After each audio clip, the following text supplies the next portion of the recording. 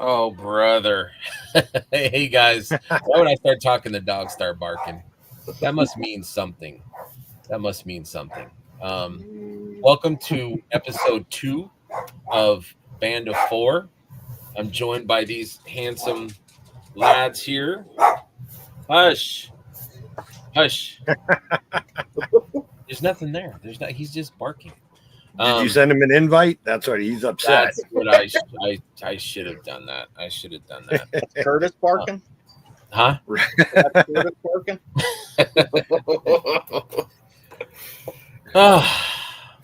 Tuesday. Better than Oh, Monday, yeah. right? Better than Monday. Anyhow, welcome to the show. Welcome you guys, and welcome people in the chat. People that haven't watched this, I'll introduce the show again. It's Band of Four, basically assembled 3 other amigos that I really enjoy talking to and spending time with, and just wanted to focus on some things that we're passionate about. I think it first started with Dylan or maybe Matt. I'm not sure which it started with, but me and Matt were talking movies and we were really passionate about that. And, what have you seen? What have you seen? What do you think about this movie? We wanted to do something about movies. And then Dylan, we had talked about posing. And I was really excited about that for you to do your posing and stuff.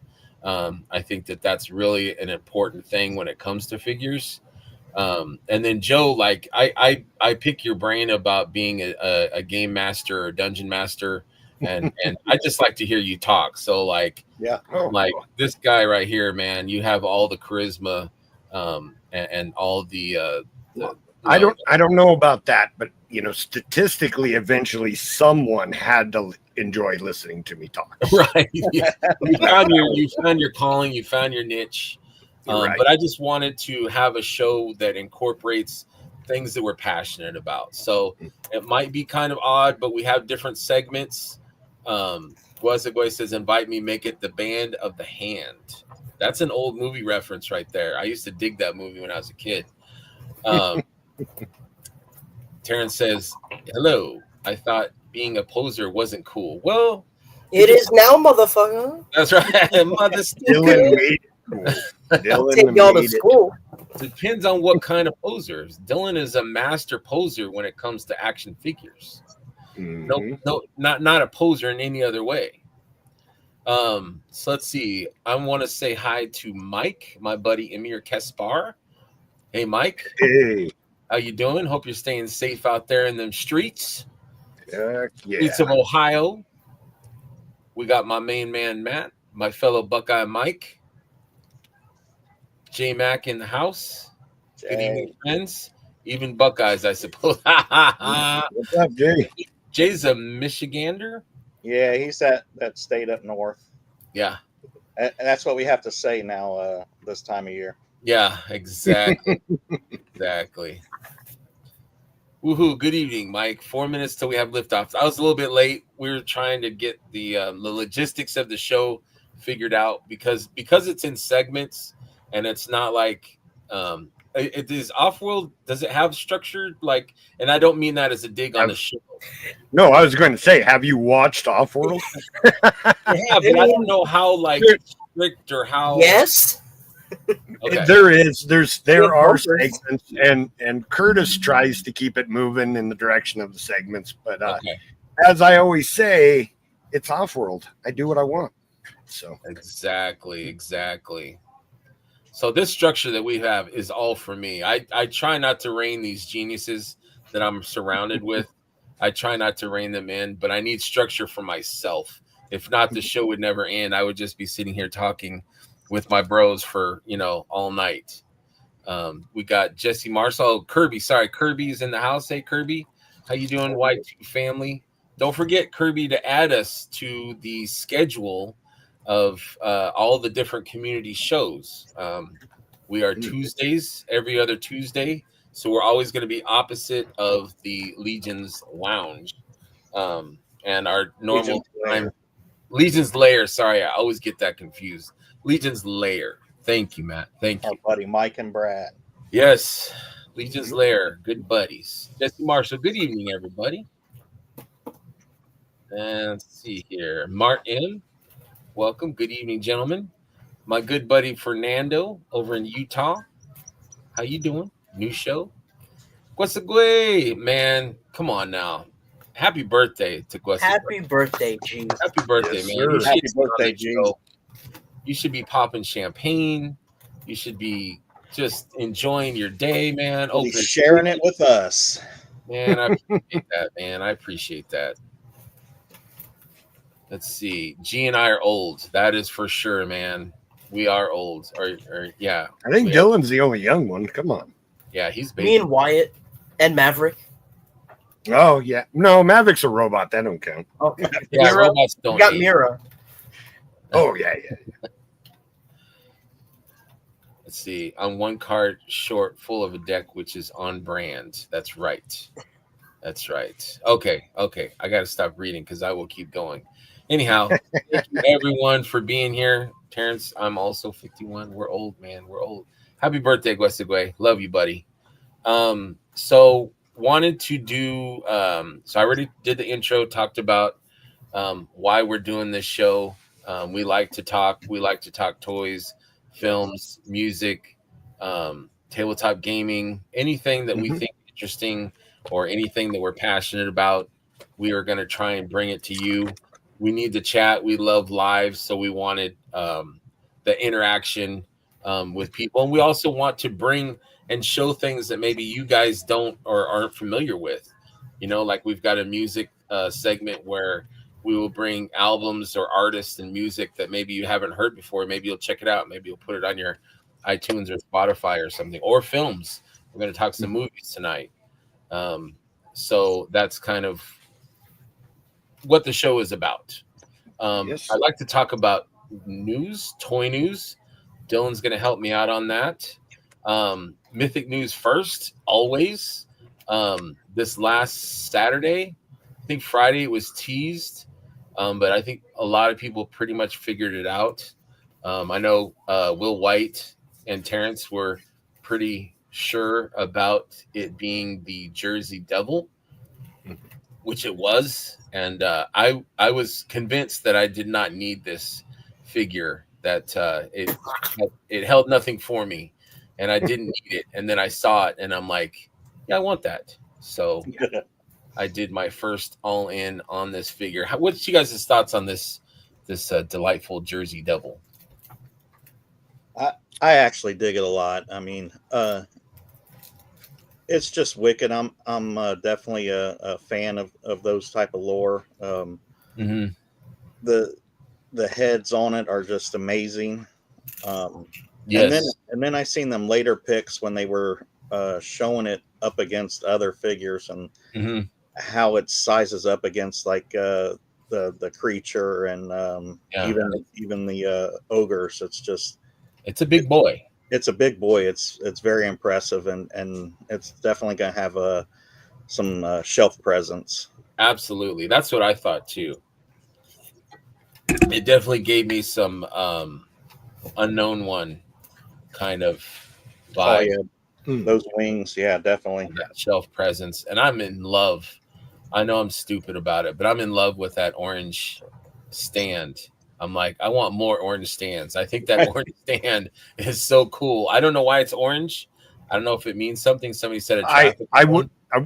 I would assume that it was a Halloween choice, That's like right. a I think I pumpkin said the color. same thing, and you answered that same. Oh, and I'm just guessing, but that orange in probably right. October. You're probably right. Yeah. But yeah, I love that stand, and the head sculpt is fantastic. What do you think, Joe? Yeah, amazing figure. I just get on there and buy an all in, and then like Curtis says, then we go back and see what we bought after you get the all in. There hasn't been a figure obscura yet that I even hesitated on. They're all just amazing. They are amazing. Yeah. And my first thought, now I'm from out west, so Jersey Devil doesn't mean a lot to me, even though it's a beautiful figure. But my first thought was, wow, this would look really great on my Arethyr shelf, with the demons. Yes. just fit right in. So Yeah. I think there's some variety there of where you can put it on your shelf. It's also the double jointed knees that are going to be coming with Right. Windaji the Cackler. Mhm. I'm excited to get those in hand and check them out because it's the first double joints we're getting for Mythic Legions, to check out. So I think there's a lot to like, and I do need more stands because that's what I put my ogres on. Yes. And they haven't had a sale in a while for those stands. I actually ordered some today from E-Collectibles from Canada because they had them on their website, and I just really needed some because I got some ogres that need stands. I put everything on stands because I just don't want to deal with them falling over. I'm with you. I'm still buying stands. I still need probably about 20 or 30 more, maybe more. I bought a bunch from Sven, who is going to join us shortly. Nice. Yeah, and but I love the stands. I know they're basic, and people say they're not the best or they're cheap or whatever, and they are cheap, but they hold figures and they're kind of uniform. They're the same. People say they take up a lot of space, which they kind of do, but I don't know. I like them. And I only use the horse, but the horseman ones are the best ones I found for their ogre scale. As far as being able to hold them up and keep them sturdy. So all of my ogres go on horseman stands. Excellent. How about you, Dylan? What's your thoughts on the Okay, so this is the exact type of thing that I got into Four Horsemen for. This is a figure that I never thought would happen. Being from New York, the Jersey Devil is a local legend for me. Everyone knew what I really wanted. It's not my Bigfoot yet, right? But this is as close as I think I'm gonna get for until they, pull the rug out from under me and give me that Sasquatch, because this opens up the door for cryptozoology in the line, and there's a lot they could do from that. They could do Mothman, they could do Nessie, they could do the Loveland Frogman. I could go on about cryptids for hours, and he will too. That's not just. And I will, and I think that's going to be a topic for a future show. Just a little, absolutely. Wink, wink, tease, tease. I gotta figure out some details for that, but I have a whole special plan that I want to do eventually. Kirby says HR has advised me to keep my comments limited on Mr. Devil, just to say that he is a respected member of the cryptid community and valuable addition to Obscura. Well said. Well said, sir. HR always got their hands and stuff. You know that, HR. Pull the rug and sass the squatch. Listen, Shredaway makes that happen for me.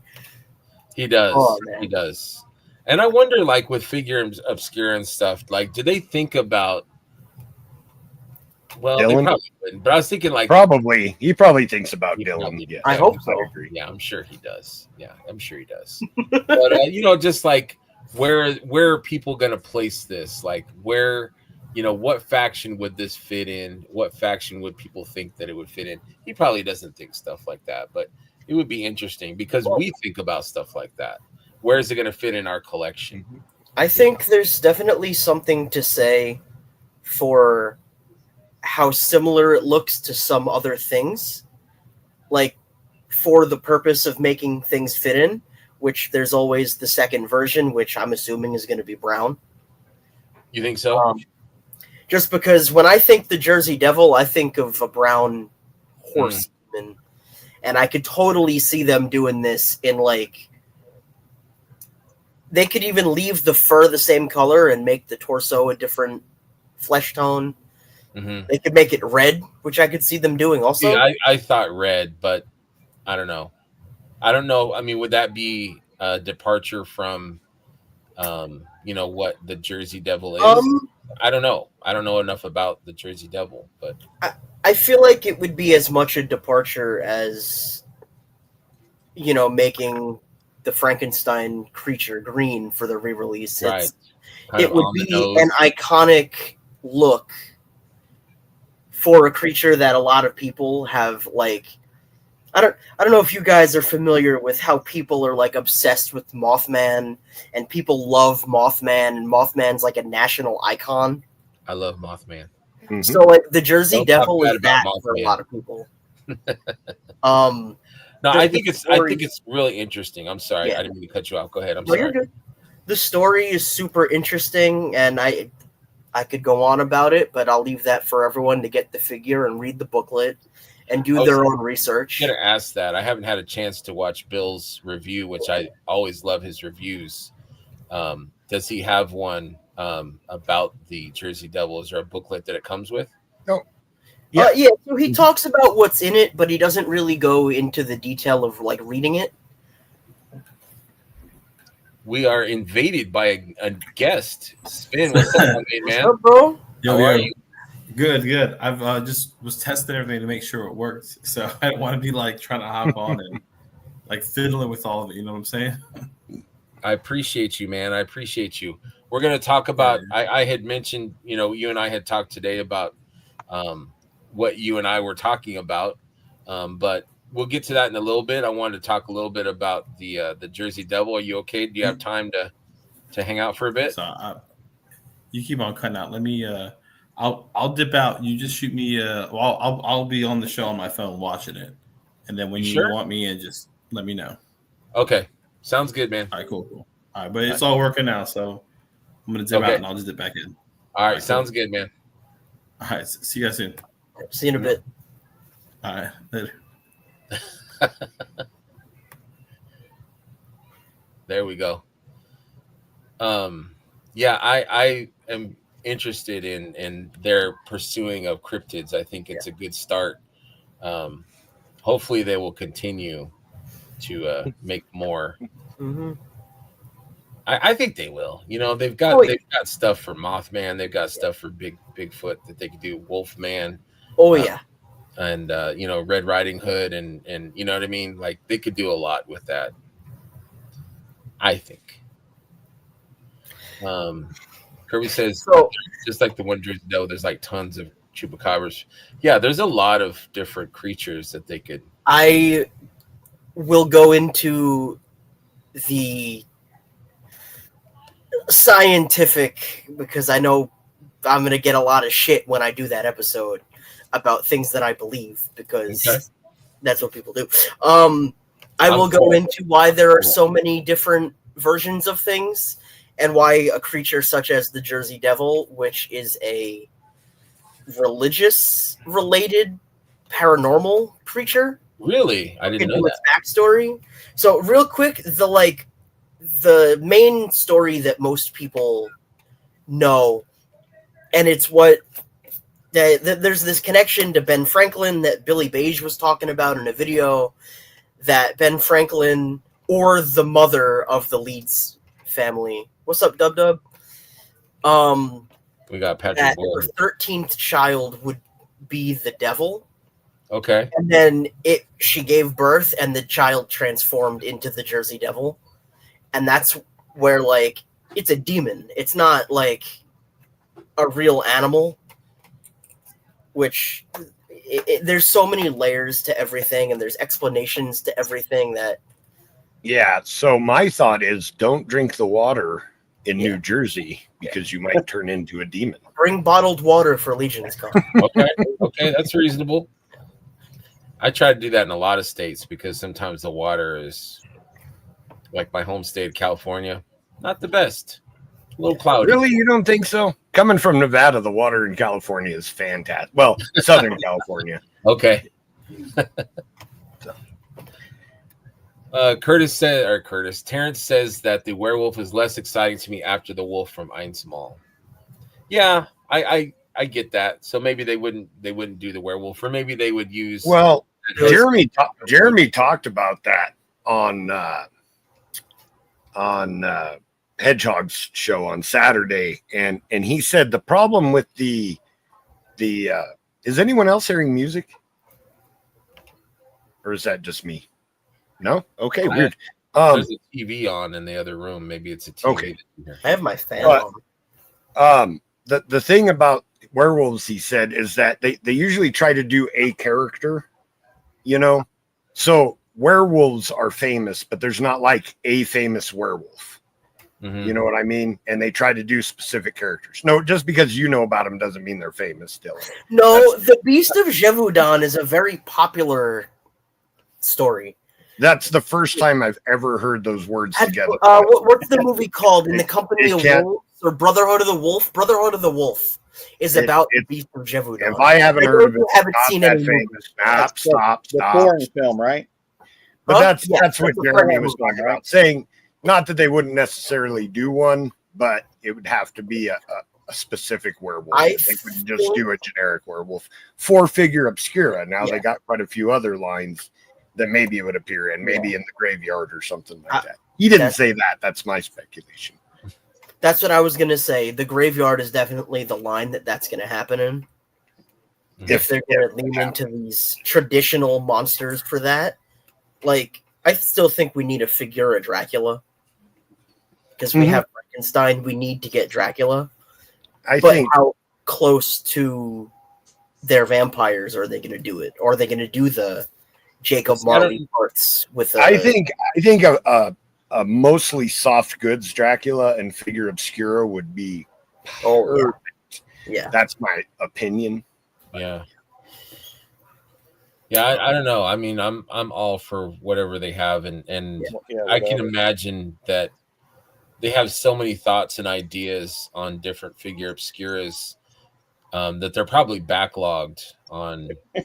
You They got know, a file cabinet like, all right, yeah. let's If you sit and think, of all the different ideas and thoughts, and I'm sure Eric doesn't censor himself. He'll just probably just create and create. And so they probably have a list of things that they want to get to. So Dracula could be on the list. I mean, Frankenstein's creature made it. So I would think that definitely Dracula would be on there, which I would love to see. And I'm sure it's going to be completely, nothing what we would expect, or more closer to the novel, which I'm totally for. But they probably wouldn't want to do the monsters too close. You know what I mean?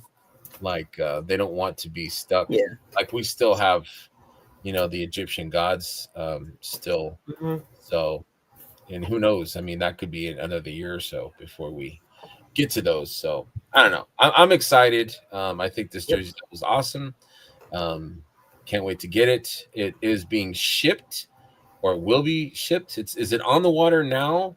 They said late September. I believe it's on the water now. Okay. Yeah, it's on the water. They said we'll get it in that late September, early October, like usual.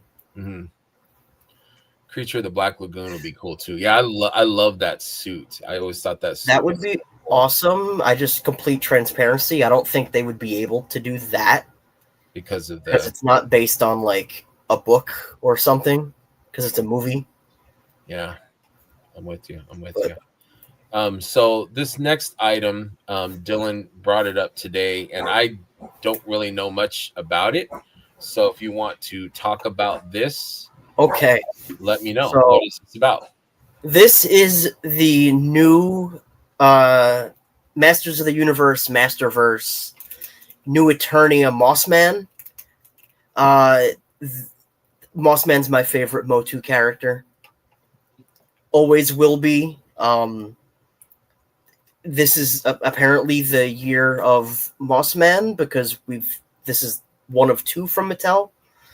I'm sure we'll get one from Mondo, but just the way that they designed this figure, like it's everything that I would have expected a Mossman to be, and then they add all the armor to it, and they give him a knife, and they give him that vine, which, yes, Terrence, more than Beastman, Mossman, because I got the Mossman Classics figure first. And he's essentially Bigfoot with tree powers. And he smells good.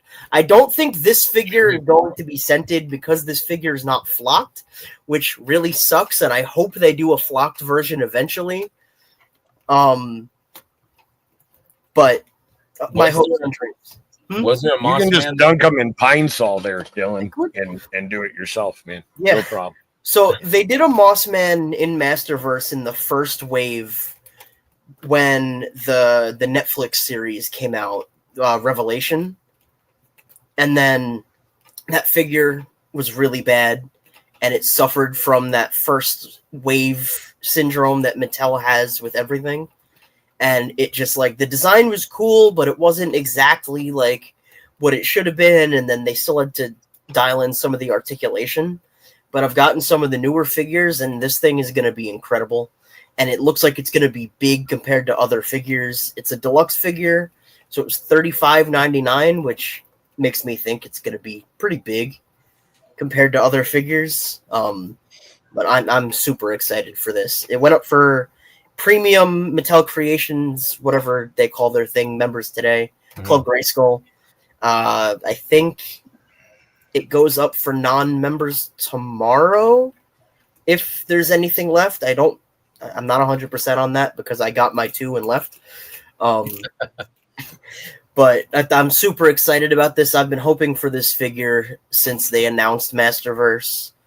And yeah, the only thing that I think is going to top this is when Mondo ends up making theirs in either scale.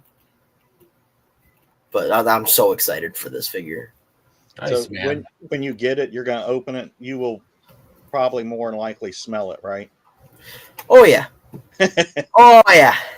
Just in case. Yeah. Absolutely. I think it's a great sculpt.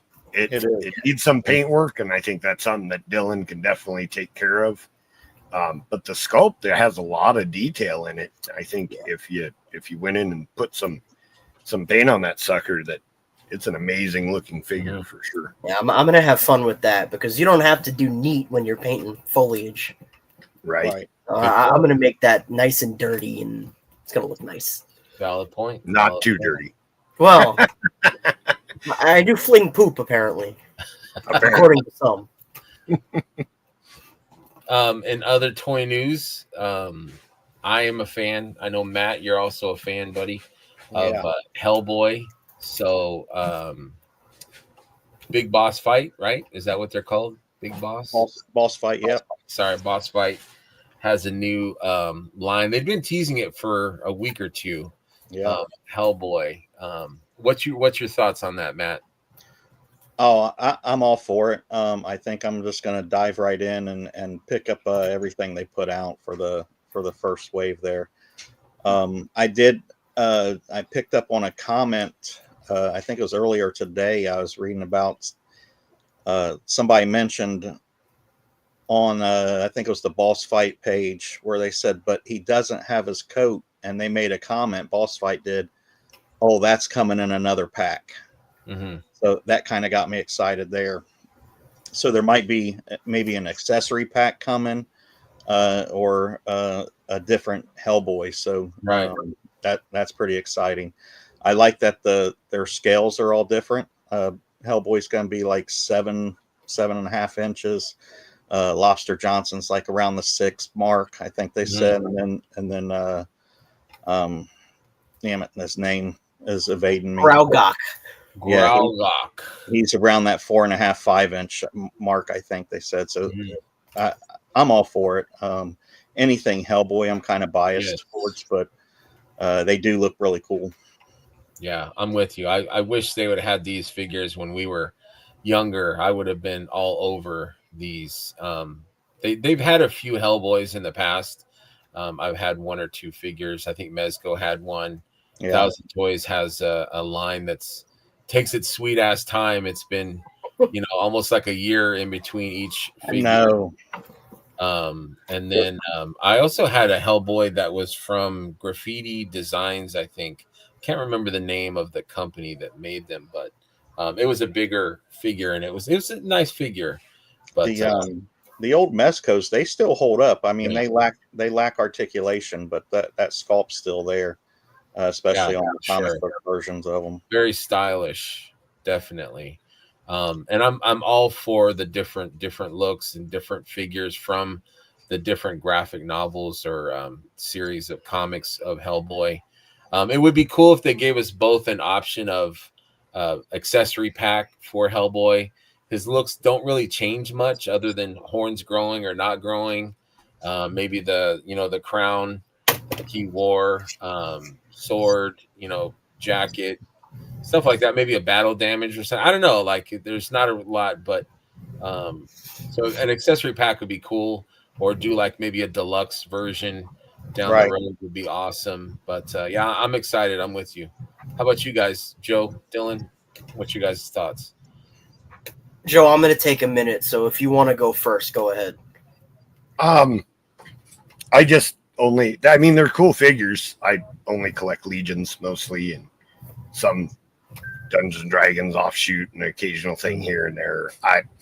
Hellboy is cool, but I just don't need the figures. Yeah. But they're cool figures. It's just not a Joe thing.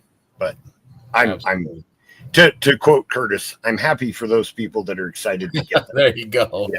Joe says that to me about 7 times a day. I was gonna say Joe's probably gonna say that a lot on this show. But that's okay. Well, I don't want to sound like I'm poo-pooing on the figures, because I'm not. They're cool figures. I just I don't collect this stuff. So Yeah. And I wanted to address again, like, to Joe. Joe, I don't know if you felt attacked on the new Mythic Rob. I didn't want you to feel like we were attacking you. Like, I respect no. that have the ability to just focus on mythics. Like, I think that is super admirable. And I struggle with it. I love mythics. It's my favorite toy line, but there's just so much stuff that attracts me. It's hard to have that. What I found, and I did not feel attacked at all. Okay, I want you to I make a lot of jokes, so when I was like, "Oh, I got called out," I'm just kidding. It doesn't bother me at all. It just when I first got back into collecting, I was buying a lot of things that I liked because I liked them when I was young, and then I was getting them in hand, and they weren't bringing me the joy that they should have, because I just wasn't getting those same feelings that I got from when I was a kid. So I just thought, why am I buying stuff just because I liked it when I was a kid? I only want to buy things that, I don't want to be a nostalgia collector. I want to buy things that I can see on my shelf, and it makes me happy to look at them, and it boiled down to, I love Dungeons and Dragons. So Mythic Legions is like, it's not a D&D line, but it's what you'd want, Right. If you were a D&D fan, and I am. So it just kept, the collecting just kept boiling down, and some of it was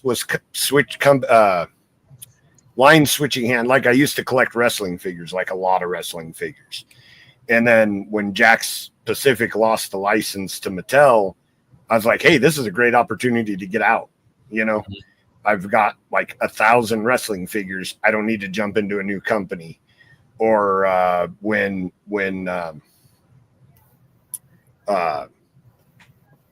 Masters of the Universe Classics ended, hey, this is a great time to get out of Motu. Right. I got my set. Marvel Legends, the Toy Biz ones. I might have them all. I have a lot of Toy Biz Marvel Legends. It switched over to Hasbro. I was like, hey, it's a great time to get out. So just slowly over time, I've just edged my way out of all these different lines. And now I just buy Four Horsemen stuff. Joe loves edging, confirmed. Well, that's a weird way of putting it, but I suppose. Thanks for making it awkward, Dylan. Yeah. You're welcome. Get Love me you, buddy. tingles, not just the old tingles. Okay. Yeah, well, I'm not a past guy anyways. Like, siempre adelante. I'm focused on the future, ever forward. So I don't know. I don't think about being a kid that much. That's just not something that I do, how my brain works. So I'm focused on moving forward and just liking what I like. Yeah, I'm always interested in like why we collect what we collect. That's always something that I seem to go back on when I tape the regular show. I'm interested in what people collect and why they collect and what they collect now, and kind of looking back or and some people do nostalgia. Like I feel like I'm a nostalgia Absolutely. collector, but I respect too that Joe, you don't look backwards, you look forward. And Yeah, and just because I do it, it's not a criticism towards anyone that does. Everyone should collect the way that makes them Yes. happy. It's Yes. it's about being happy, you know. absolutely. For me, Mythic Legions makes me happy. I'd rather buy more Mythic Legions and army build them or pop and swap them or customize them than that's going to make me happier than going and buying a different toy line that I'm not a huge fan of. So. Right. Absolutely. I'm with you. I'm with you. All right, Dylan, you But have that was the non-joke answer. So, my personal feelings about Boss Fight and some of their business practices aside, I don't have to get into that. I think some of us know what the deal is with that. Yep. 1/12 Hellboy is a line I've wanted my entire life. And I can say entire life because the first Hellboy movie came out in 2004 when I was 6. So my entire life. Short life. Yeah. You don't look back at being a kid. I'm still a kid. You are. Agree. But so the original Mezco movie figures were some of my favorite figures growing up. Mm-hmm. Actually, I have to walk that back a bit. I didn't get into Hellboy until the second movie came out when I was 10 in 2008. I knew who Hellboy was because I had this little Image comic that came with a Peter Jackson King Kong toy that had an advertisement for Dark Horse. Oh no, it was Dark Horse, not Image. It was a mini comic exactly like Motu would have had, but it had an ad for Hellboy, and I was like, that looks stupid. He has goggles on his head because I was Right. You know, in 2005, I was 7. I didn't know any better. 2008 comes around. Hellboy 2 is my favorite comic book movie of all time. I love Hellboy 2 so much. It is great. I'm so excited that we're getting Hellboy figures. We've been teased a lot. Mezco gave us a pretty cool figure for that movie. I wish we got Ron Perlman Hellboy. That's my big want, is I want a good 1/12 scale Ron Perlman Hellboy. I had to make one. I don't know if it's ever going to happen, but I hope this line expands into other artists' renditions, and I doubt they'll get the rights, but to do the movies and to do... There's video games. There's so much. There's the animated movies based on the Perlman version, but it's in the comic style. So he's all big and broad-chested, and it's exactly that, but it's a cartoon. Mm-hmm. I want Kriegaf, which is the big gorilla with the robot hands. Yes. And I want his brain leader guy, the Nazi in a jar, whatever his story is. I want giant Graugok because he turns into a giant pig monster to fight Hellboy, and that's in the Harbor movie, which that they could take this line so far. Yes, for sure. I do think Boss Fight can do it because they've shown that they will stick with lines. I'm just not sure how they're going to feel is my concern. Or how the paint's going to end up looking, because Red Sonja looked amazing when she was shown off, and then the final product was not like anything I wanted to pick up. Right. But hopefully, because Hellboy is just red, it won't matter, and he'll look fine, and that's all I need. I need him to be good, and I'll be happy. But there's so much potential for Hellboy. And like I said, Hellboy is my favorite. Hellboy 2 is my favorite comic book movie. Hellboy is my favorite comic book character. I could, again, wax poetic about Hellboy for hours and hours and hours. I'm there with you, man. I'm there with you. Yeah. The newest movie was fantastic, and I know a lot of people didn't like it, but I love The Crooked Man. It was. Yeah, it was good. I want a figure of the comic Crooked Man, because that would be crazy. Yeah. I could see them doing that in Corbin. I think Corbin was the artist on that. That would be really cool. So, all good? Yeah, that's Okay, right on. I got something real quick though. Yeah, Just go so ahead. that everyone doesn't think I'm insane. I kept hearing music and then a helicopter, and I was like, no one else is reacting. What in the hell is going on? I took my computer away from my son who was playing a video game. He didn't exit out of his video game. He has it paused in the background. So every once in a while, music will start playing or a helicopter will fly by in his video game, and only I can hear it. So I am not losing my mind. Thank goodness. Whew. That's funny. In more toy news, we have the next Maximum figure, which is Deadpool and Dupe. What you guys' thoughts? I'm gonna pick it up. I've got a few Deadpool. I'm not a massive Deadpool fan. I've been following him since the first comics and stuff, but not like a hardcore. I enjoy the movies, but this does look like a fun figure. I do like Dupe, and this is kind of like I see it as like the best possible Marvel Legends version of Deadpool. So that's my thought. And I did pre-order today. How about you, Matt? What's your thoughts? I definitely dig it. I want it, but I'm trying to reserve myself for other things. Not saying I won't pick it up in the future, but I definitely dig it. It does look like it may be the best Deadpool out in that style. Once it comes out, I was not a fan of the Spider-Man. It didn't do nothing for me, but this one definitely has that feel to it, and I might end up picking it up, but as of right now, I am not. Yeah. The price it shocked me again. I pre-ordered it and it came out to like 60 something, and I'm like, whoa, whoa, and I had to look, and I'm like, wow, 57 for some reason is shocking for a Legends figure. And I think even Eric Keys and I had gone back and forth about the value, and if it was going to be different than other Marvel Legends figures, and I did buy it, even though I was a naysayer about the figure. I like it. It's not worth $60. It's still not worth $60. It still feels like a Marvel Legends figure. But I kind of see it as like, I don't need to buy any more after that one. Like that is the penultimate, for me, the penultimate figure. So that's kind of how I feel about this Deadpool.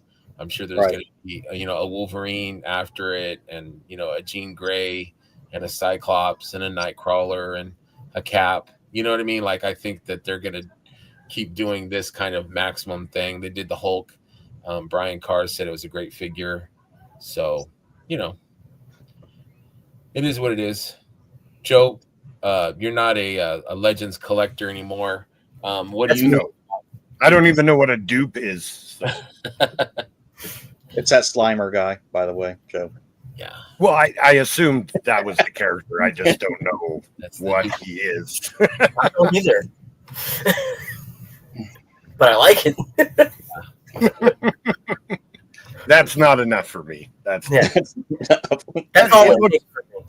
It looks like a cool figure. Like, I digged the design, the way they gave them like shin guards and forearm guards, and there's a lot of things that are cool about the design. It just I won't be picking them up, but it's cool. It's a cool figure. Yeah, it's a cool figure.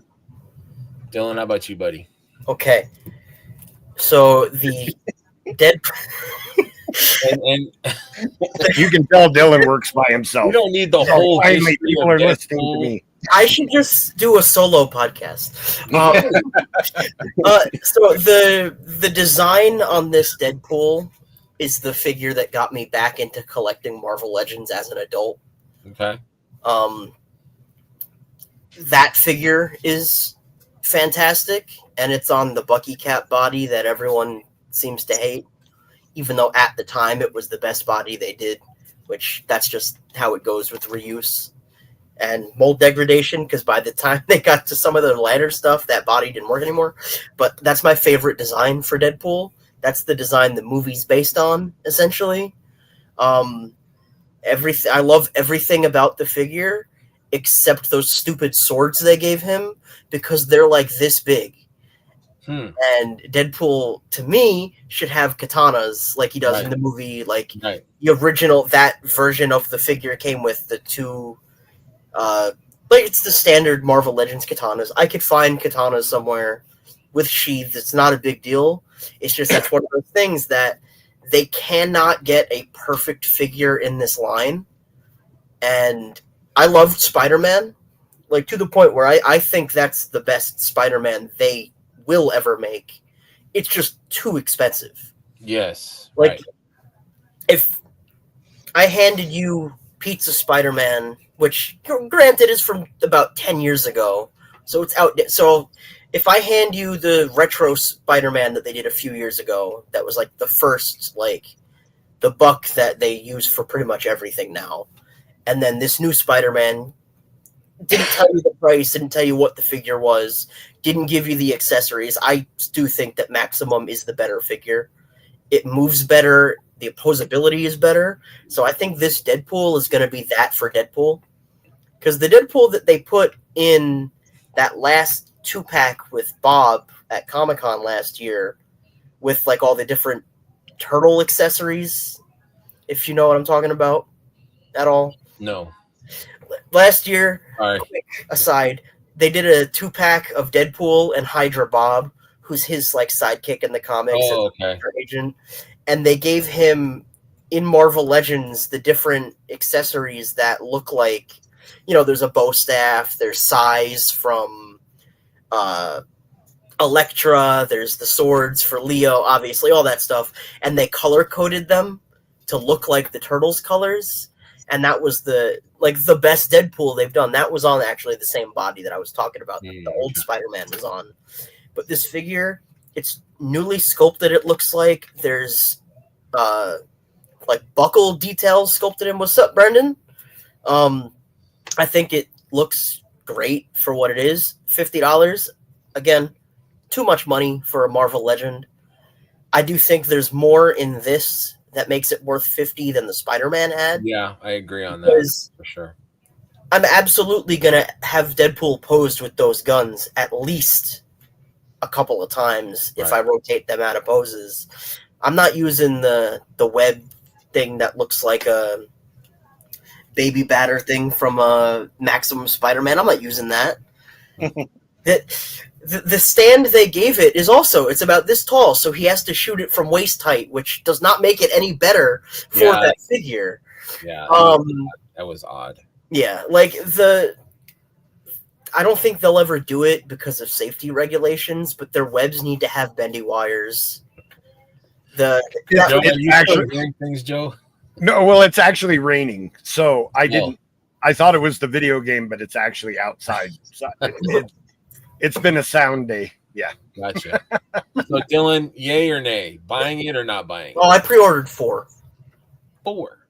2 at Big Bad, 2 at Amazon. I usually end up canceling 2 depending on what gets to me first. Okay. Right on, man. Did you have any other toy news? I sent you all the pictures I had in the group. I think the only other thing was when we did the last show, Loose Collector had only teased the silhouette for their Skookum. We now have the whole figure, and it looks incredible. I think it is my favorite paint scheme of the 3. Yeah, I agree. It's for anyone that hasn't seen it, it's blacked out, and it has a new head sculpt, which the only thing I would change is I wish it had the Sasquatch head sculpt, which I'm going to very easily remedy when I get my 2 of each that I ordered. Probably going to end up with at least 3 of each, because those are figures that the only thing that could possibly beat them is the Treadaway special. And I look forward very much to that comparison when the time comes. Absolutely. Absolutely. The one other thing I just remembered, there's the Azure Lion from Fury Toys. Right. That was shown off a long time ago. 5K just said that it should be arriving by the end of the month. It's beautiful. It looks fantastic. Yeah, for sure. Yeah, I agree. All right, we're going to switch gears. I wanted to talk a little bit about the community. Our good buddy Sven Guerrera had a meetup. I wanted him on to talk about it, but I don't know if he was having technical issues or if I was having technical issues. But if you want, Sven, you're welcome to come back. He had a meetup last weekend, I believe. It was for the new release date for the All-Star 6. He had people that had pre-ordered. He had a table of all kinds of. Oh, there he goes. Hop on, bro. I'll try again. Yeah, had all kinds of All-Star 6. There he is. What's up, my man? Can you hear me? Yo, how's it going? There he is. Yeah, can you hear me? Yeah. I hear you well. So, what was your thoughts on this? Had you been planning this for a while? Yeah. So I actually I planted the seeds for this back at ZoloCon. I pretty much one sec. I'm on a call, sweetheart. Can you? No, you're fine. Can you just do stuff? Brett's like, hey, there's me. Yeah, right on time. I know him. There's Brett right there at the far left, everybody.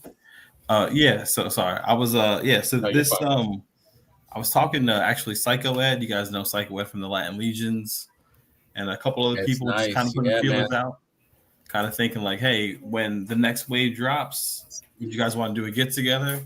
Because a few people are kind of close by, but like we got like maybe like an hour and a half, hour, 15-minute radius of like collectors, but getting everyone together is kind of tricky sometimes, so Right. it's kind of like a shot in the dark. Threw it out there. A lot of people showed up. It was a ton of fun. We hung out for I thought people were going to get sick of hanging out, but I feel like we could have stayed there all day. Yeah, there's something about friends and adding mythic figures, especially new ones, that really attracts people. And I'm guessing like some people, they hadn't got any All-Star 6 yet, so you kind of provided that for them. A few people had gotten into. I mean, All-Star 6 that got solicited like 2 years ago. So like a bunch of people, they didn't even get a chance to do direct pre-orders. So getting them, a lot of people placed orders in advance, and I just brought them along. And then you saw the big spread I put out of just bonus stuff for anyone that wanted to grab something else, or even take a look at some figures they passed on, maybe see it in person.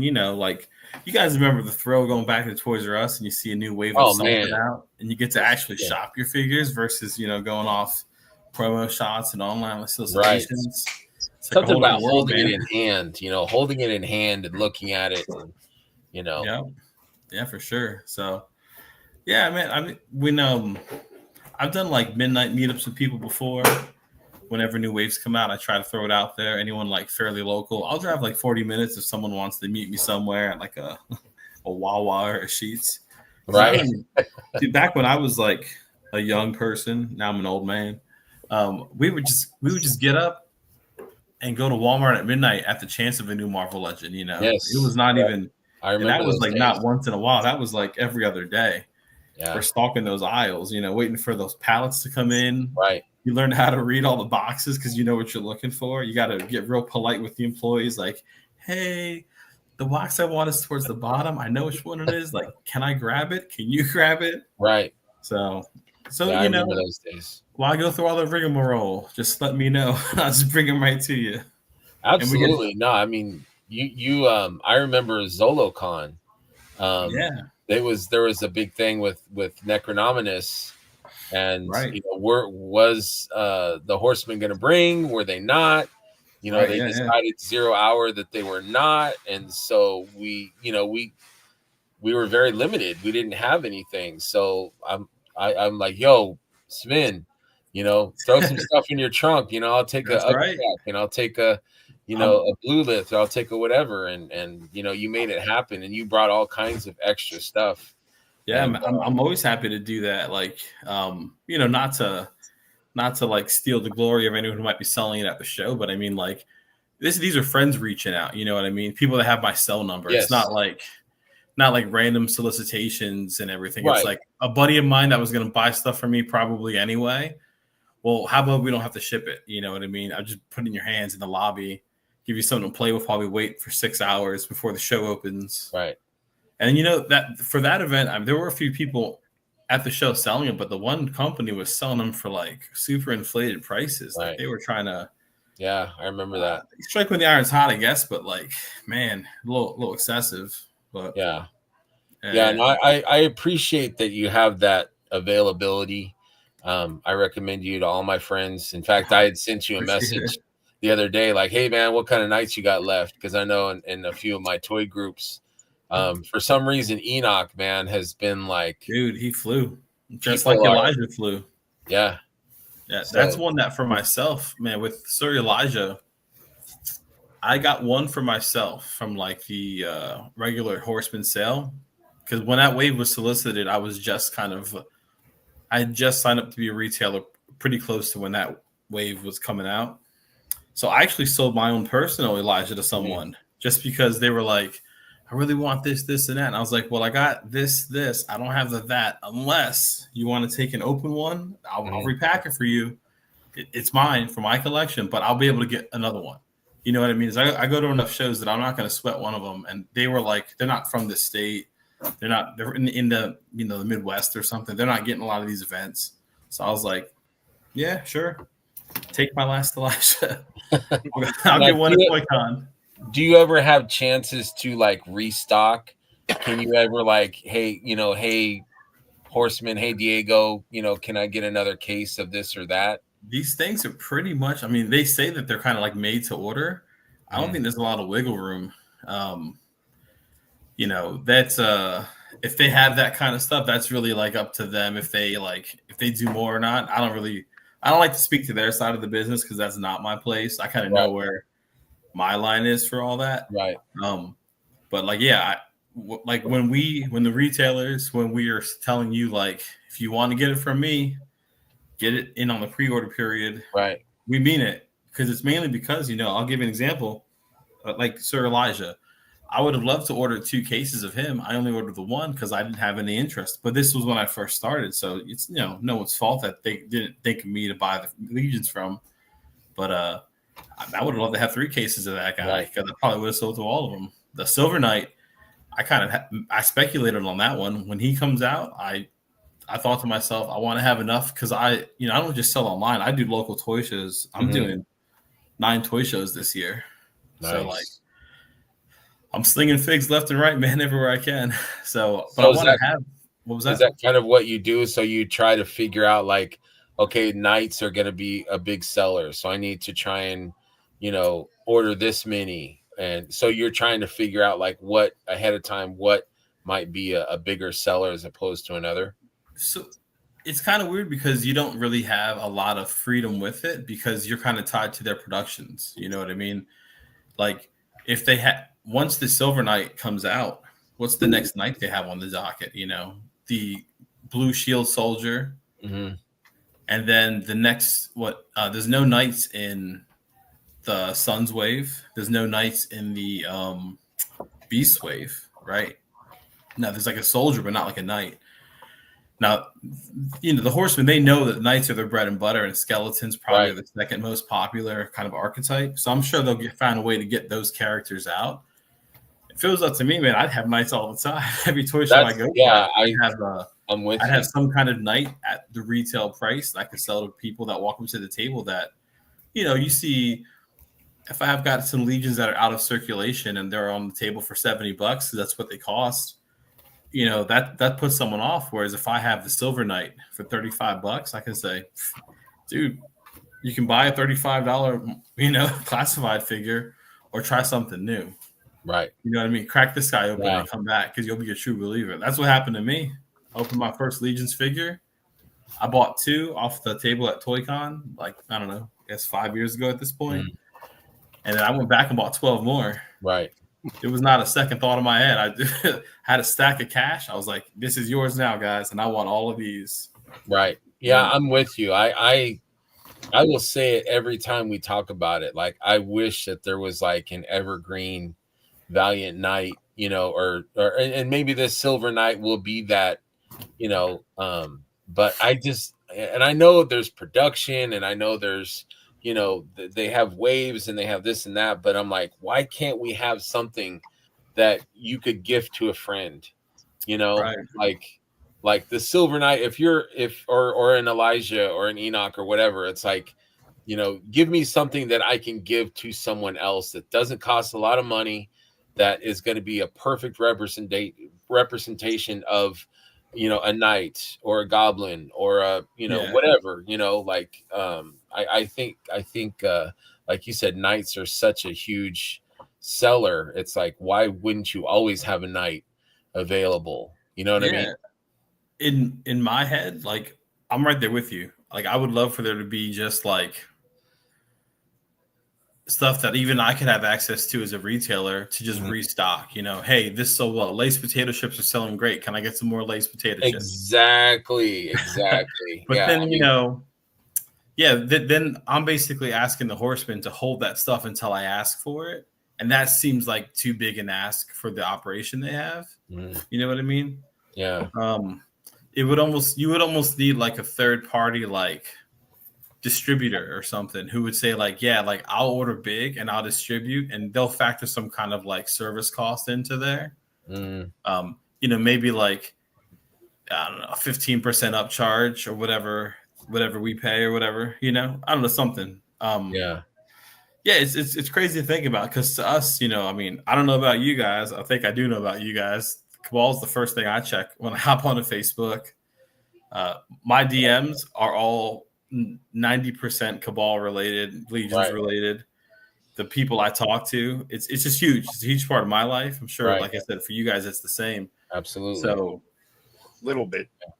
like, in the grand scheme, like, they just, like, their presence in our lives is massive, but their presence in the industry is probably just a little more minor. So, like, they got to keep their skill in check. One of the reasons why they can, assuming why they can give us something like the Silver Knight at $35, because he's chock full of stuff. He's not like, if you think it back to the Deluxe Legion builders, those guys were like they were fine, but like, they were $45 when they came out. They came with like 4 weapons, like 3 weapons and a shield each, no extra heads. Now compare that to this guy. He's coming out of the gate cheaper, way more stuff. You know what I mean? So they kind of, it seems like they know what they're doing, or at least they make calculated steps to grow where they can. Right. Yeah, I think that's the main thing, is as they grow as a company and sell more, they're able to absorb some of those costs because they know they're selling more product. I think the company's grown a considerable amount since the Deluxe Legions builders. And I remember when those were super available too, like you could see them everywhere and they weren't selling maybe as well. And then now it's like, good luck finding them, especially the dwarves, It's interesting how the business changes over time. I find it interesting. For sure. Yeah, it is about a year after those came out, maybe my timeline might be off with that, because this was right when I was starting, actually. The Deluxe Legion builders was the first thing I got in hand to sell. They let me get a little bit of that to kind of get me started while I was waiting on Poxes to be produced. And I remember later in the year that I got them, they went on sale for like $35.99. Like, they dropped it down by like 20% or something like that. And I put a sale up in the Cabal, and I was like, this is what I got. Come get it. And I was out of dwarfs that night. I posted that sale, and that night I was out of dwarfs. I was like, oh, do I have one for myself? And I do. I got one. It's dismantled and half painted at this point. But yeah, the Dark Templar, that was a sick one from that wave too. I mean, that whole wave was great. It was, I think, what we needed at that time, a little filler. But I think that the Reinforcements wave 2 and this Silver Knight set the new standard for what any kind of reinforcement talk should be. And when we talk about something evergreen, that's what I'm thinking. Like, can we get an annual reinforcement wave? Can we get an annual builder that's like, oh, like aside from paint, Silver Knight is cherried out. You know what I mean? So like, can we do that with something like orcs don't get a lot of love, you know what I mean? An orc with just like that is true, new body, decked out with weapons, whatever.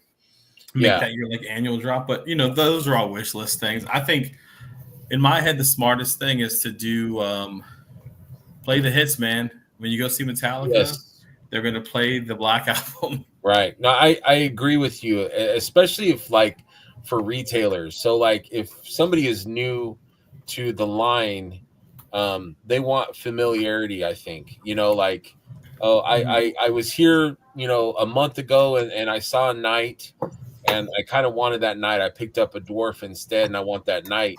Well, the way the model is the stuff is here and then it's gone. And then there's new stuff. And it's like, well, I wanted to buy another knight, you know, and I came back and there's no knights here. You know, I wanted that. So I think for retail, and I'm not a business person at all. I'm just speaking as a consumer. But I want to be able to buy that. You know, I want to be able to, you know, if that figure was there. And I think in the old days, in the Toys R Us days, you know, you got Duke. You want to come back in a few weeks and get Snake Eyes. And then, you know, you want to go get Airborne later. Like you're able to get those things and not have everything completely changed the next time you are able to go back to the toy store. And I think the model of the Horseman is that things are constantly changing. And I think maybe it's because Eric doesn't want to get bored. He wants to keep creating. And I get that, you know, but think about the retailers and the familiarity and wanting the customers too, you know. I mean, yeah, like all that stuff that you're expressing, that comes down to customer experience. You know what I mean? I think retailers, you know, like I said, for myself, I don't have any kind of formal business, anything. I wanted to buy Legions from my local comic shop. They didn't want to sell them. So Jeremy told me I could sell them instead. I said, great, I'll do it. Sounds like a plan. Let's do this. Yeah, I'm like, all right, like anyone can do it. Sign me up, you know? Yeah. You know, like from that side of it, I just want people to be able to find product that they like. And I want to not have to sit on it forever. Right. So it's like that trick, you know, like I said, if they had something evergreen, that's me asking them to do something that I don't want to do. I don't want to sit on, let's just say like an orc, you know, there's no recent orcs. I'm not picking on any figures. I don't want to sit on orcs forever until people decide they're cool or whatever. I don't want to have like that one or two figures where it's like nobody wants it, like a goblin or a dwarf. just kidding. Yeah. But but you know, I think what it just comes down to is like we see so much of like they've revealed so much, they get it out. Like sometimes it's, you know, a year and a half, sometimes it's 2 years, and it's kind of the anticipation, but there's always the new stuff. It's kind of like what Mezco was going through before they changed their model, where they were always showing stuff off and then like nothing was coming out. But I feel like they found their way where they kind of like show stuff off and supposedly 6 to 8 weeks later you get it. Right. You know, it's just the Horsemen have been successful for 25 years, so they know what they're doing. So, I agree, and I'm not questioning. I'm just as a consumer. Yeah, me too, dude. I consume just as much as I sell. So I got my personal Legions collection. I've been collecting Marvel Legends for 20 years. Yeah, and my next biggest collection is Mythic Legions. So like, you know, put that in perspective. Yeah, and it's probably a close neck and neck race. Like the Legions I have on display versus the Legends I have on display, I got way more Legions on my shelves than I do. Oh yeah, for sure, definitely. I understand what you're saying, Jordan. You don't want stuff to sit on the shelf. Well, the Horsemen too. I don't mean to interject because I'm not a salesman either, but they continually evolve their product. I remember when the first wave came out, the original Skeleton Legion builder, I was like, oh my God, this skeleton figure is amazing. You put them next to the Skeleton Legion builder, the current one, and it's like, oh yeah, it's all right, you know. And in the future, and I think that's why they stay away from stocking the same things over and over again, is that they want to evolve and keep making things better. You know, a Silver Knight from the first wave, the original Kickstarter, compared to the Silver Knight they just came out with, it's not even close in quality and look. And down the road we'll probably go, yeah, Silver Knight 2 is all right, but Silver Knight 3 is amazing. You know, just yeah, as an example, you know, right? Because they keep evolving and making things better, and I think their business model is to continually knock our socks off. And they do, I'm all out of socks. I need to get more. That's how often they've knocked my socks off. So I just wanted to respond to Jordan real quick. I don't do that. That's why I go to the toy shows. I get my stuff off the table, just like everyone else. Right? Yeah. Absolutely. But I do love Jordan, sweetheart of a guy. Of course we do. We all do. Man. Jordan's the best, man. Sure. Matt says they could do a retailer exclusive good price Legion builder, and then it is on the retailer if they want to stock up on it. I would love that. Sure. Yeah, dude, offer me the Silver Knight in a dark gunmetal, similar to like Arethyr's armor. You know what I mean? Oh yeah. Even if it's flat like that, give it to me. Absolutely. So next thing in the community, we had, speaking of Brett was here. Brett's everywhere. Everywhere. Did the first in-person Mythic Legions gaming, tabletop gaming, and we got Anthony, we've got Jonathan Hedgehog, we got Nate Armstrong, and Patrick Boyle, and that's awesome. I'm happy to see that all of our friends here all kind of got together and did some gaming. Hell yeah, that's a great group of dudes too. Sick. Amazing.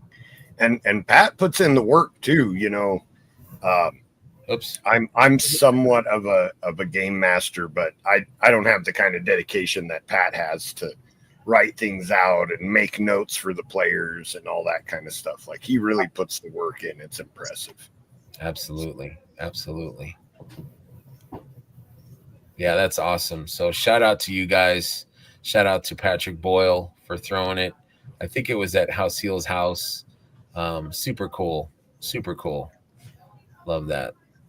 And Anthony surprisingly played a dwarf. How weird, huh? That is shocking.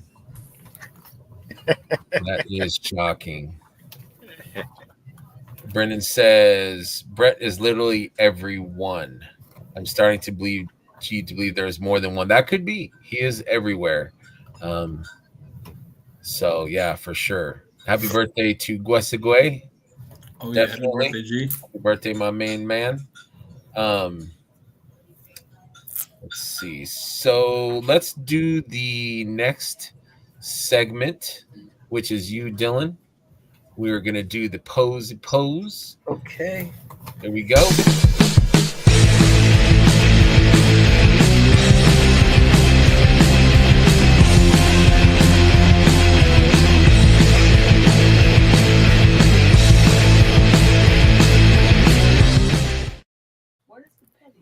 I don't know.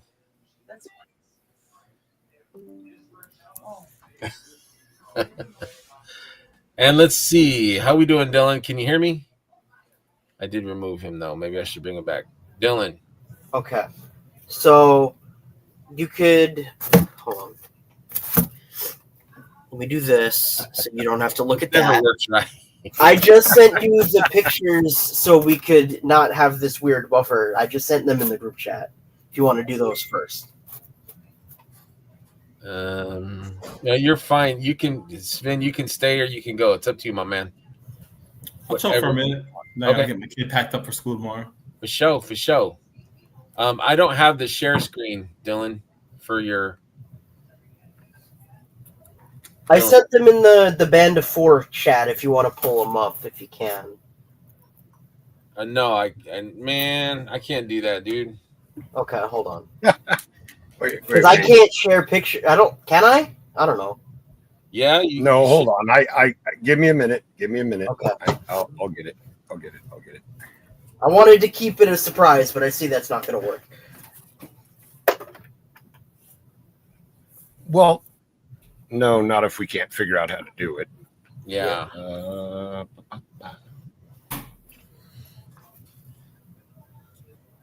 Of course, my internet is slow right now. There we go. Jordan says that G is Time Magazine's man. Person of the Year, and mine too. I agree.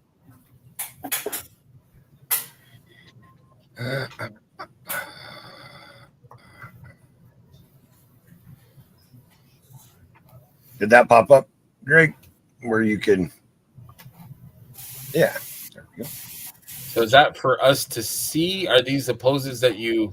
Yes. So how I think I'm going to do this from now on is I'm going to have a bunch of pictures beforehand, and then I'll talk through them, and then I could get this up and do like a couple of on-the-spot things just so we could breeze through it a bit quicker. Obviously, that didn't happen today, but that's fine. Okay. Uh-oh. What did I do? I don't know. So here, I asked you guys what you wanted to see, and it was requested that I showed the Hulk throwing someone. So I got these new Medi Toys, the summer exclusives. It's the orange and the flesh tone orc. So I have him just throwing a custom Tarzan that I made with the Marvel Legends Kazar. And there's 4 of these. If you want to just scroll through them, I could kind of walk through the thought process behind how I have them moving. I don't have the ability to scroll. Joe, can you do it or? Let me. Oh yeah. That.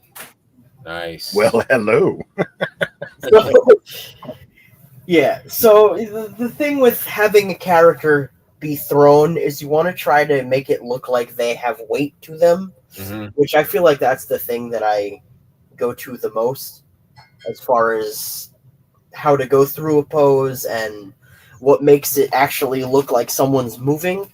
And that's the most important thing, is having counterbalance and actually going through the motions of what your body would do if you were to either pick someone up and throw them or be the person to throw another person. Or to get thrown. I'm sorry.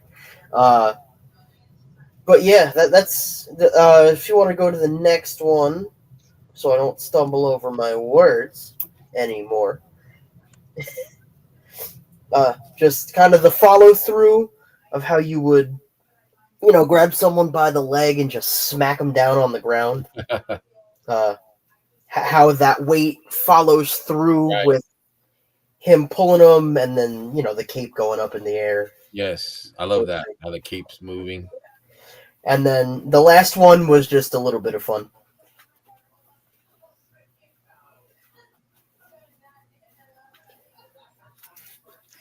Dude getting the snot kicked out of him. Little retaliation there. Yeah. So I think they call that a monkey flip. Is that why you picked that pose, Dylan? I mean, no, but that's pretty on brand for me. True. Yeah, and then next, that's it with the pre-taken photos. So if you want to pull me up on the... Yep, you're up. Okay, yeah, so here... Can you make it any brighter? Is there a brighter? light? Yes. There you go. Okay. Maybe you're in the light. Yeah. Okay. So, the other thing was, so it was Hulk throwing someone. This is sort of that same principle of the follow through. Hulk just palming Wolverine in the face, throwing him to the ground. Yeah, I love his legs, kind of the placement of Wolverine's legs. Yeah. Are very natural. Mm-hmm. So it's cool how they're kind of wrapped around his arm. Yeah. With that, it's not that difficult of a pose to, especially if you're the guy getting beat up, to just kind of put the arms out and kind of, how you hit the ground. And then sort of what I was saying before with like having Hulk posed, like, his legs are splayed out, his center of mass is going pretty much directly into his hand, down on Wolverine, and just the follow through of that. You could almost picture the weight that his fist is going to have when he, goes through with the follow through, Yeah, because I could totally picture him like in the ground. Yeah. Like Wolverine and him pushing Wolverine basically just into the ground and then pounding him. Making a crater or something. Yes. Yeah. So that's that with that. And then the other thing that was requested was Joe asked me to do a thunderclap. So that one's fun. This figure, that's the only thing this figure is good for. I'll be honest. And half the people that got it didn't think that it could do the thunderclap. That is not true. It can pretty easily. I did put a rubber band on it to get it to hold the effect in, because the effect is garbage. Okay. And it doesn't stay in. It's like sculpted weird and it doesn't make sense, but this figure's got that soft torso that I feel like I talk about all the time. I don't know if you guys can see that. Yeah, that's the head I would choose too. Yeah, this is my favorite head out of the three it came with. But this guy is cool for what he is. Again, the same issue with the line. The price is too much for what it is. Even though this guy costs like double the price to put together and make and get the head and paint it, I'm still much happier with this than I am with the Maximum Hulk, but that's not the point of this segment. Yeah, just because Joe asked for it, I wanted to show that. I would have done it with this guy, but this figure does not come with the hands. Yeah. The green scar, or whatever they're calling it, from 6-inch plus is going to have the clap hands, and I'm excited for that because it'll be a Hulk that can do that. That isn't this one. Sweet, man. So yeah, that's it for my poser segment for today. Thank Still you, man. Working out some of the kinks and try to get this to go a little smoother. Yeah, we'll figure it out. Yeah. Definitely. Well, I wanted to get to the main topic. I know we're running late. We usually try to wrap up by 9:30, but I really wanted to. I think it's a great topic. Dylan, would you like to, once you're back and put things together, introduce it? Yeah. So if you want to pull up that bumper.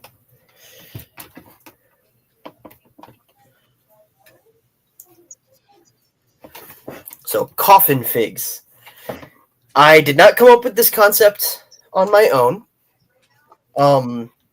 But it's something that I've thought about without realizing it for as long as I've been collecting.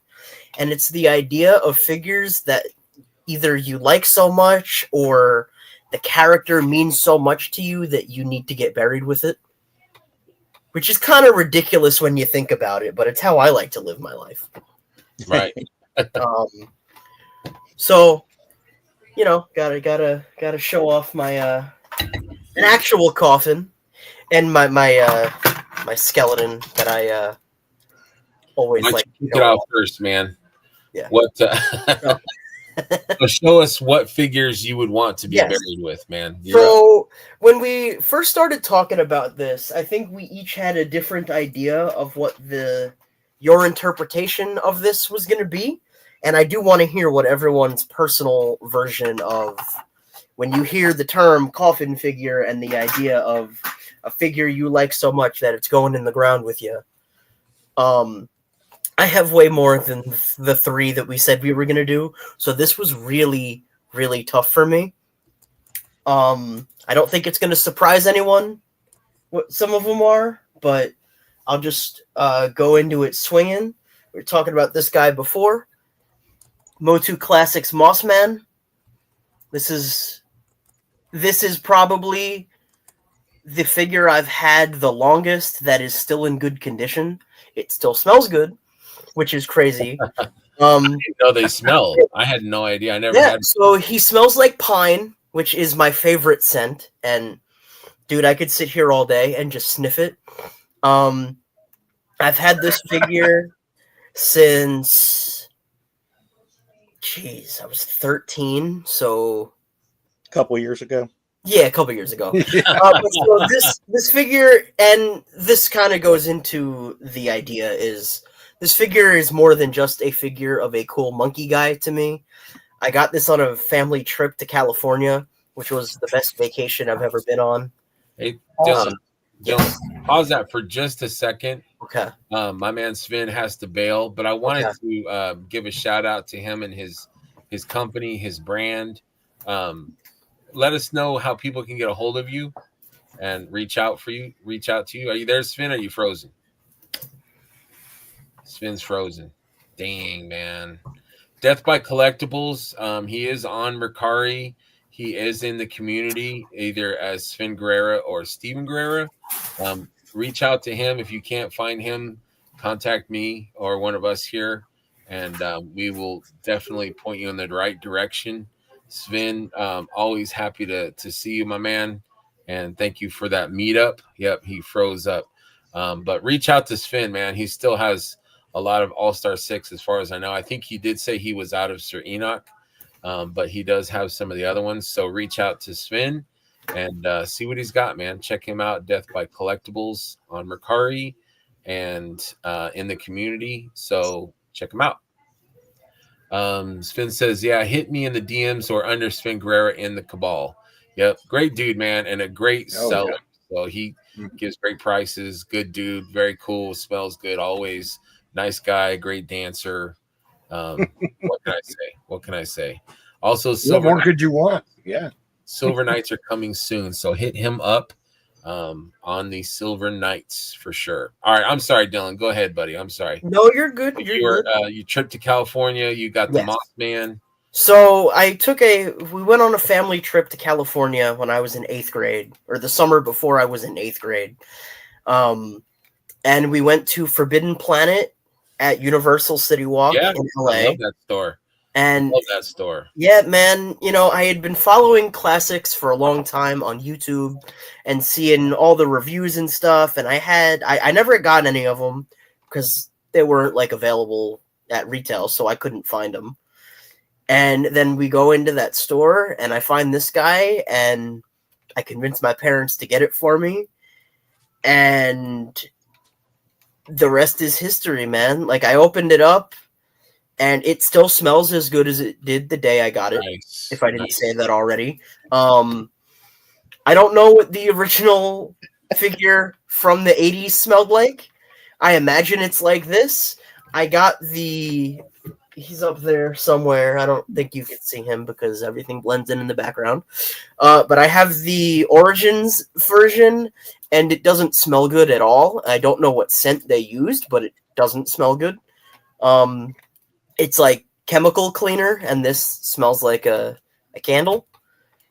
But yeah, I can't put into words what this figure means to me as far as just like family and where I was when I got it and all that stuff, which is kind of the idea. Right. That's what it's about. Yeah. Yes, Yeah. for sure. This thing is one of my favorite figures. This is the house is on fire figure, if you know what I mean. For sure. Yeah. So that's that. That's number 3. Number 2, which this might be cheating, but I don't care because it's my list. That's right. It's Hellboy.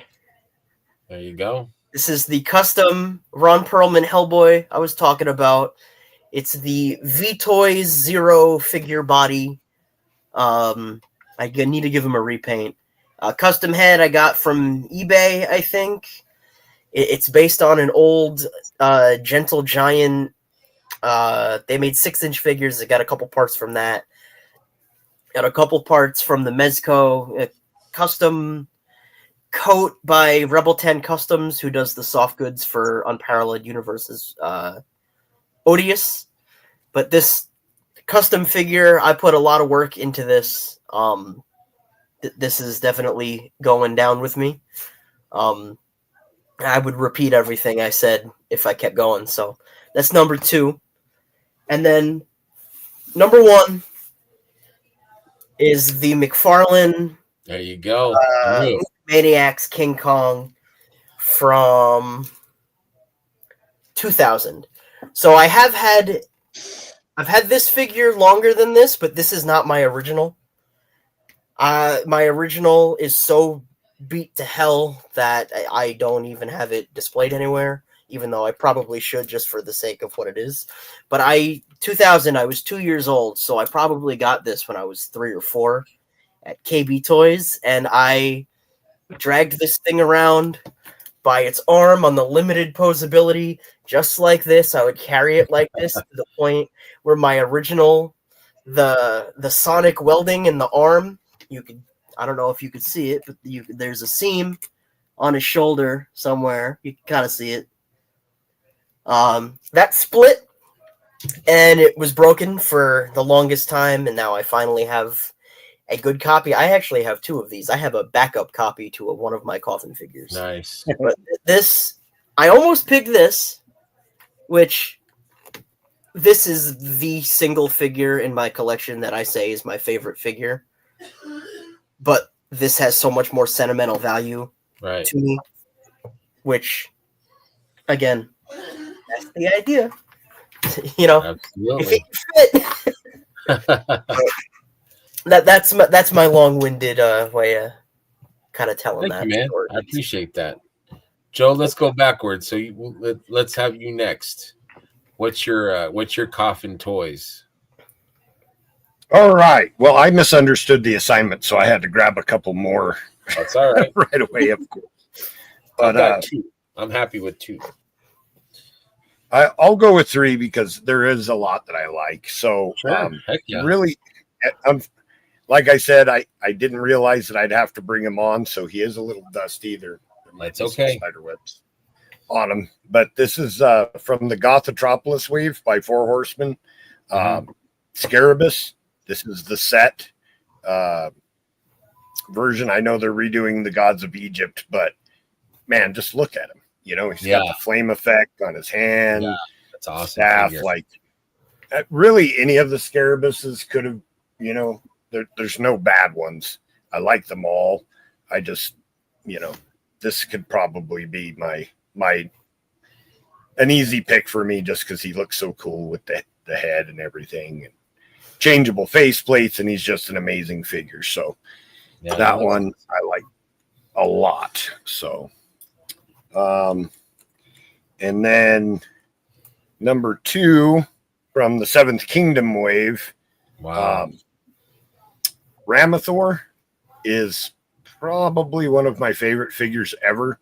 I was really excited when they announced Ganesha, just because I want more elephant figures like this one had that kind of effect on me. He's massive, he's cool, just an amazing figure overall. Just love him.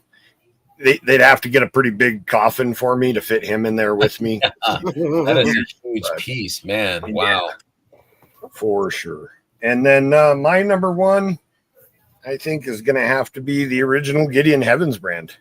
Oh, He's man. my favorite character and my favorite wave. I do need that. That is a great figure.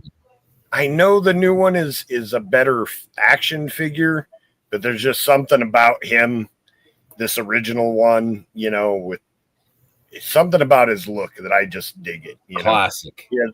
Yeah, he doesn't have all the detail and everything, but he's just an amazing figure and my favorite figure in the line. And look at that amazing mustache. Right? I mean, it's hard to beat that for sure. So I'm number 1. I'm the hero of the story. Yeah, Joe is such a man of taste. Right. I guess so. Yeah, I knew that Gideon was coming, and I had saw that figure at, was it Legion's Con? The year before. And I meant to get it. It was Travis Bowles. He had one for like $100. And wow. I'll be back. I'm gonna come and get that, and I forgot, and I didn't get it. So yeah, that's I like the old classics. I think they're rad. I think they The- have a place, definitely a place on the shelf. Yeah, I mean the new one obviously is just a better figure. It moves better. It's got more detail. It's an amazing, the soft goods. Everything about it is better, but there's just something about the look Right. of those originals I that agree.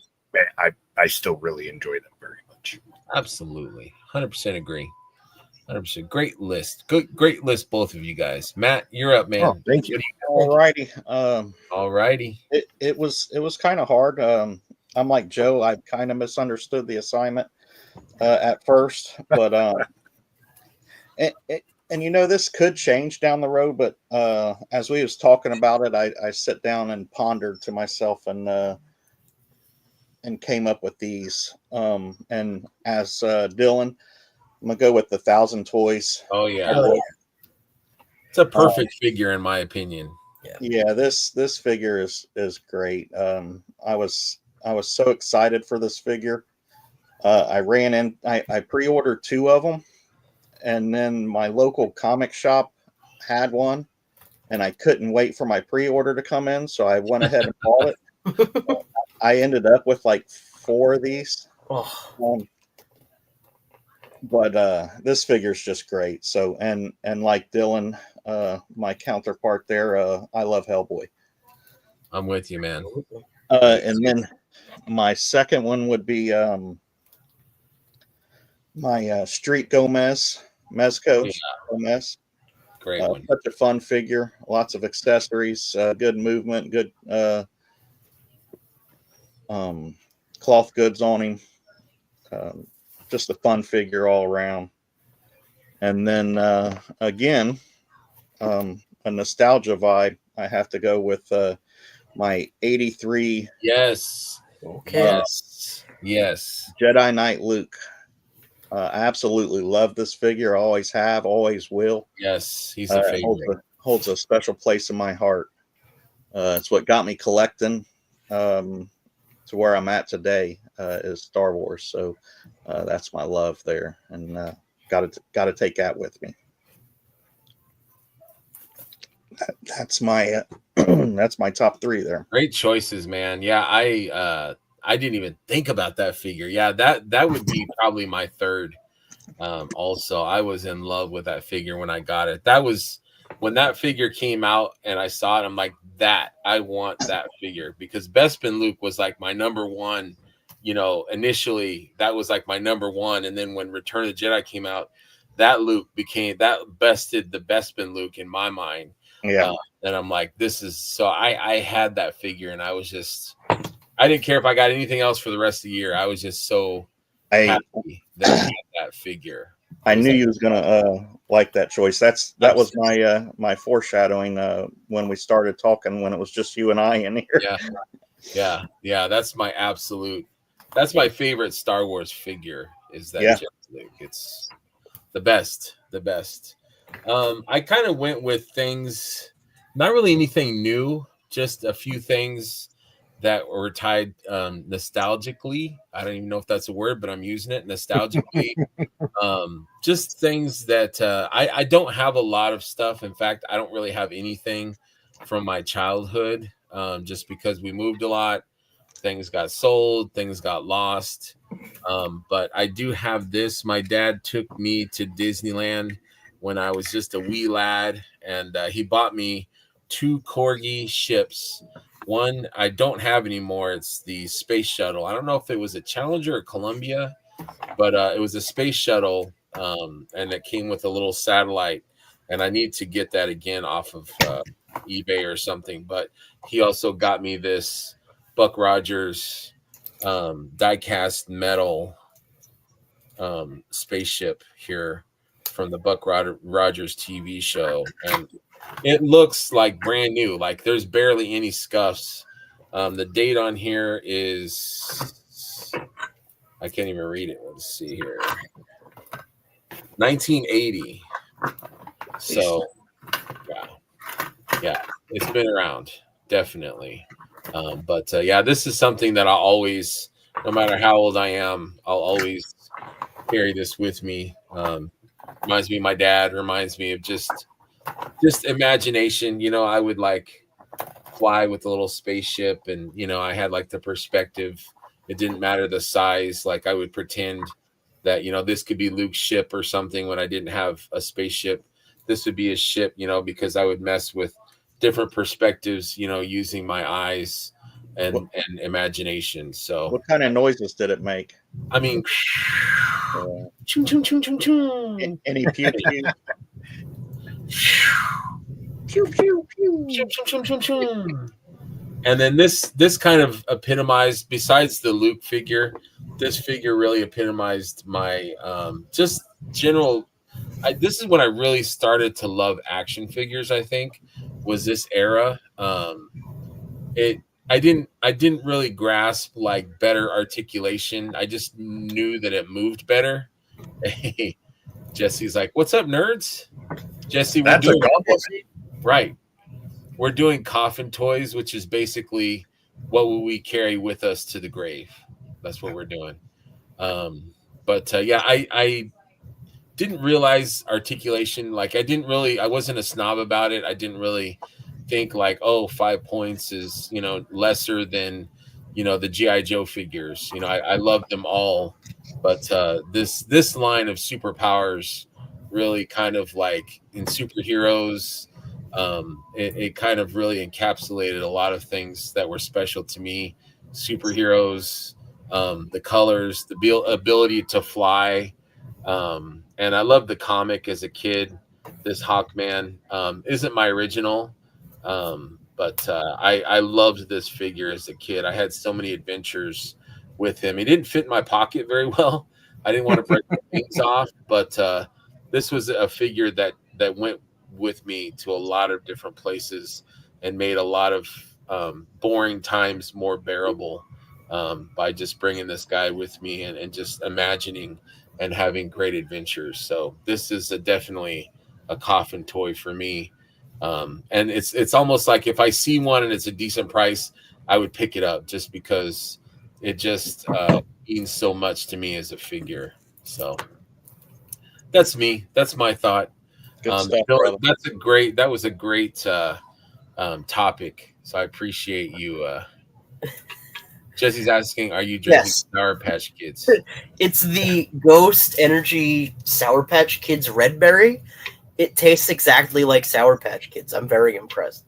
Little People's Circus Bear for me. Okay. Yeah, I had a what brand was that? It's Swedish. I'm having a brain fart. But they had like, it was kind of like Little People.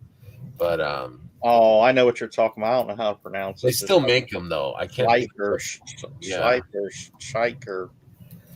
SCH. Yeah. But I love that stuff. But yeah, so Little People are awesome, man. I love that. You guys are killing it. That's why we like Dylan.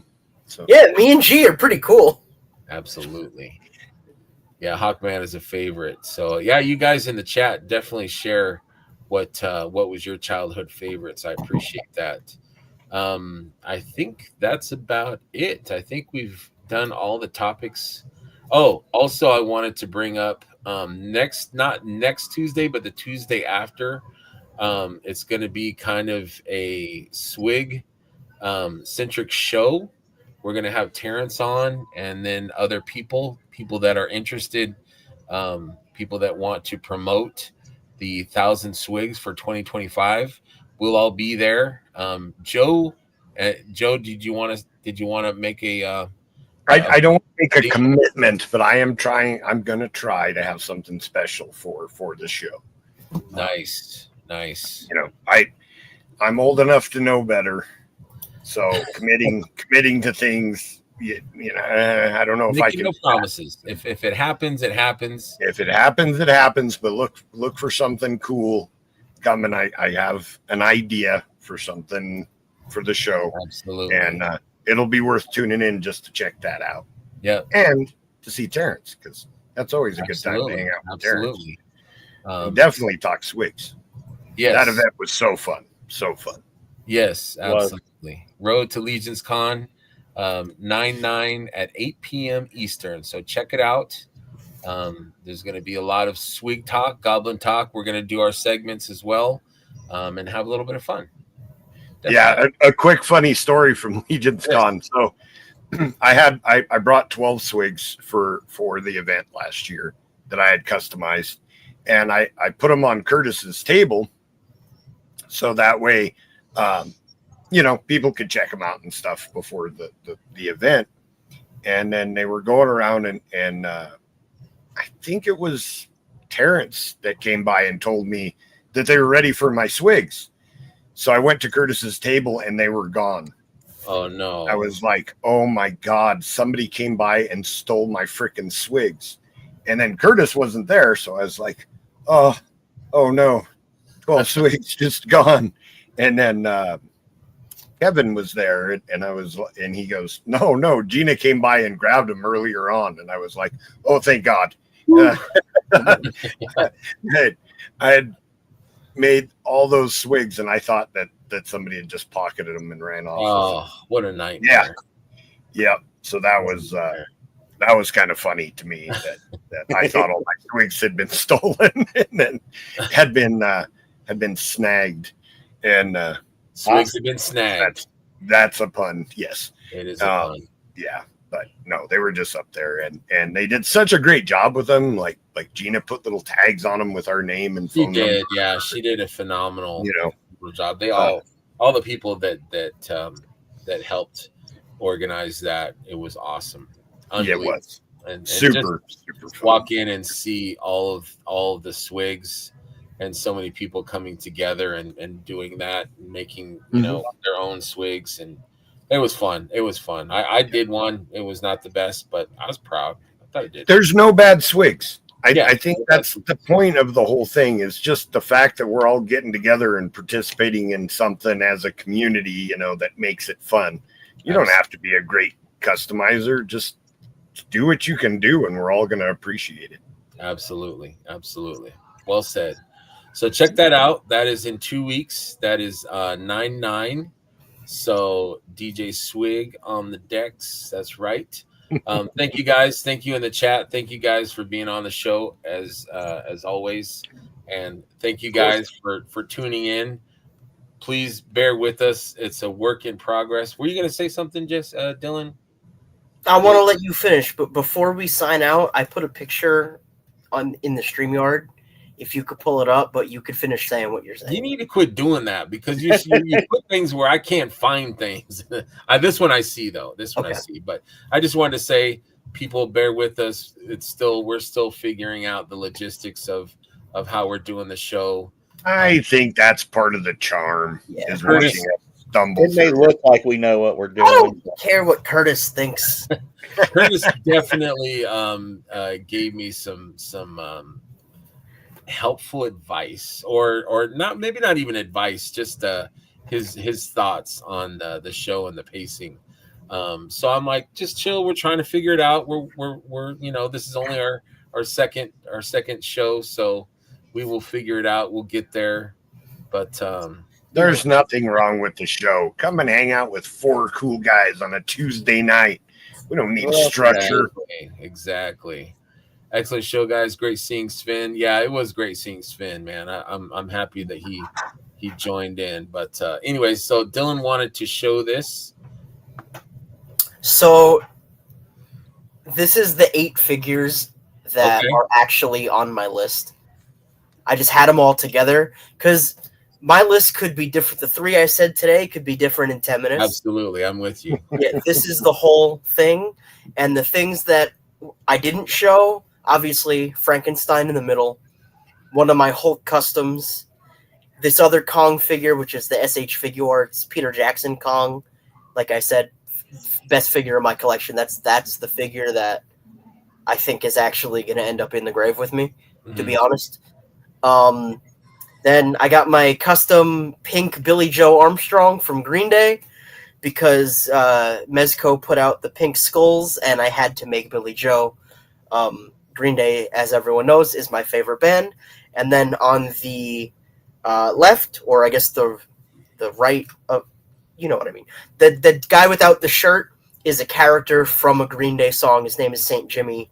there's a whole bunch of lore to that, but it's a custom that I made also. Nice. Very Excellent. cool. Very cool. All right, guys, you have a good night. I got to take a leak, so I'm out of here. Thank you, guys. Take care. We'll see you in 2 weeks. See you guys. Later.